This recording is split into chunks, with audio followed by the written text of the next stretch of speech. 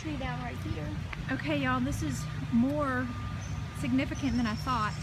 Look up there. You can see where a tree limb snapped off. Can you see it? Don't mess with it. I can pick it up. And then here's some down tree limbs. And that tree in that house just fell right over into their yard. Thank Let's God go. not on the Let's house. go. It's gonna smash your toes. Here's this one, right in half. Here's a perspective from the other side of the tree. It's just so sad. So many people could be killed already. And then look straight ahead. Another tree down across the road. I can't tell if it's big enough to hit the other person's house or not.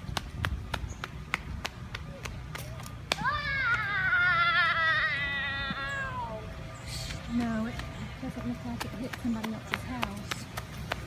But it'll be days before we get this cleaned up. How can people get through that road?